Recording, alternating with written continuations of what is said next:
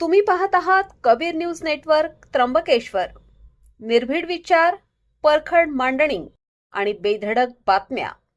त्र्यंबकेश्वर तालुक्यातील प्रत्येक घडामोडीचा अचूक वेध घेण्यासाठी सज्ज आहोत आम्ही. तालुक्यातील ताज्या अपडेट्ससाठी आता सबस्क्राईब करा कबीर न्यूज नेटवर्क त्र्यंबकेश्वर. अहिल्या धरण सुविधा केंद्राला स्वर्गीय अजितदादा पवार यांचे नाव. त्र्यंबक नगर परिषदेत ठराव होणार. उपजिल्हा रुग्णालयात फळ वाटप. नगर परिषदेत पुष्पहार अर्पण करून अभिवादन.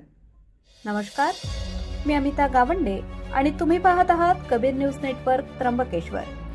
त्र्यंबकेश्वर शहरात स्वर्गीय अजितदादा पवार यांची जयंती विविध सामाजिक उपक्रमांनी आणि उत्साहात साजरी करण्यात आली. या प्रसंगी राष्ट्रवादी काँग्रेसचे पदाधिकारी, कार्यकर्ते आणि नगर परिषदेचे प्रतिनिधी मोठ्या संख्येने उपस्थित होते. जयंतीनिमित्त त्र्यंबकेश्वर उपजिल्हा रुग्णालयात रुग्णांना फळ वाटप करून सामाजिक बांधिलकी जपण्यात आली.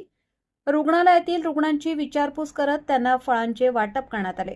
तसेच त्र्यंबक नगर परिषद कार्यालयात स्वर्गीय अजितदादा पवार यांच्या प्रतिमेस पुष्पहार अर्पण करून भावपूर्ण अभिवादन करण्यात आले.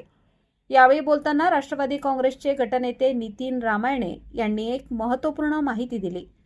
त्र्यंबकेश्वर शहरातील अहिल्या धरण येथे नव्याने बांधण्यात आलेल्या सुविधा केंद्राला स्वर्गीय अजितदादा पवार यांचे नाव देण्यात येणार असल्याचे त्यांनी सांगितले.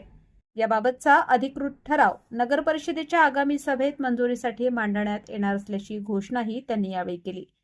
या कार्यक्रमास नगराध्यक्षा सौ त्रिवेणी तुंगार सोनवणे, उपनगराध्यक्षा सौ वेदिका पाटणकर, सर्व नगरसेवक, नगरसेविका, राष्ट्रवादी काँग्रेसचे विविध पदाधिकारी आणि त्र्यंबकेश्वर शहरातील नागरिक मोठ्या संख्येने उपस्थित होते.